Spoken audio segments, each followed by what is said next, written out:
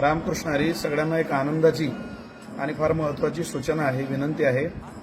दिनांक 5 जुलै 2026 रोजी म्हणजे येणाऱ्या 5 तारखेला आदिशक्ती मुक्ताबाईंचा पालखी सोहळा हा जालना शहरामध्ये प्रवेश करणार आहे.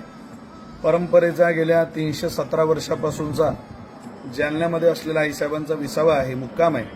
यावर्षी 318व्या वर्षात एक आनंदाची आणि महत्त्वपूर्ण घटना जालना जिल्ह्याकरता, मराठवाड्याकरता, संभाजीनगर, जालना, बीड या सगळ्या शहरांकरता महत्त्वाची आहे. ती म्हणजे सगळ्यांच्या आग्रहास्तव यावर्षी मुक्ताबाई पालखी सोहळ्यातील पहिलं आणि मानाचं रिंगण, हा मानाचा रिंगण सोहळा जालना शहरामध्ये संपन्न होतोय. GS ग्राउंडवरती हा सोहळा संपन्न होणार आहे.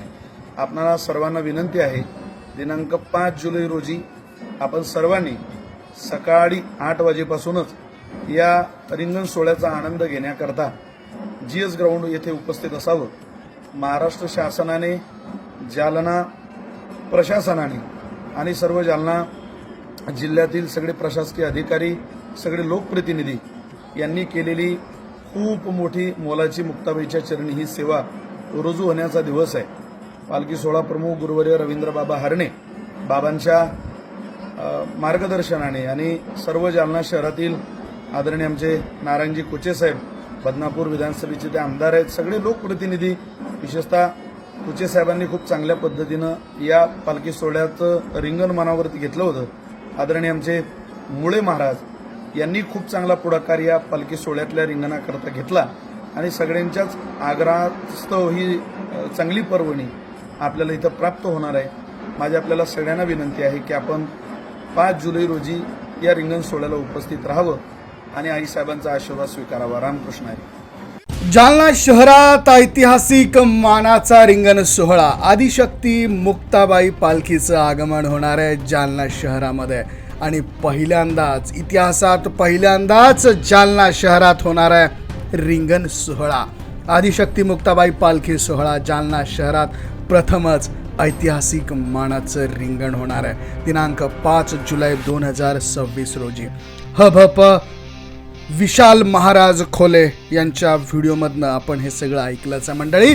5 जुलै 2026 रोजी सकाळी 8 वाजल्यापासनं GS ग्राउंड जालना या ठिकाणी भव्य असा रिंगण सोहळा संपन्न होतोय.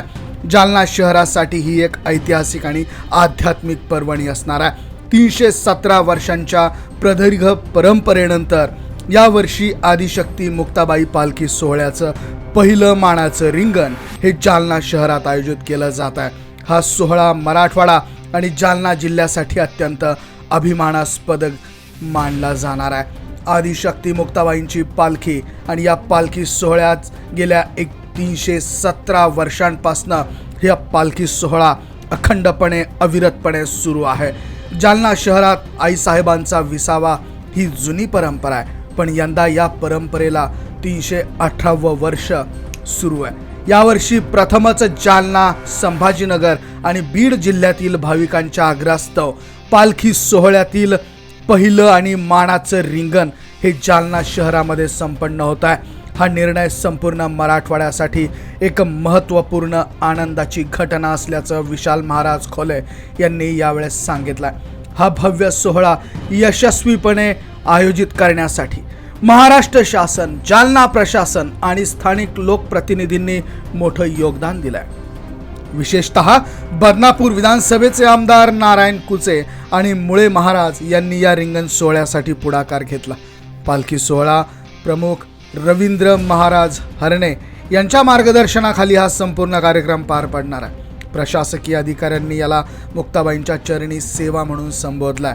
तर 317 वर्षांची परंपरा, हे 318वं वर्ष आणि या 318व्या वर्षात पहिल्यांदा पालखी सोहळा आणि या पालखी सोहळ्यामध्ये पहिल्यांदा होणार आहे रिंगण सोहळा मंडळी. याबद्दल हबप विशाल महाराज खोले यांनी हा महत्त्वपूर्ण माहिती या व्हिडिओच्या माध्यमातून दिली आहे. तुम्ही या रिंगण सोहळ्याला उपस्थित राहणार का? कमेंट करून अवश्य कळवा आणि आपल्या चॅनलला देखील सबस्क्राईब करायला विसरू नका. धन्यवाद.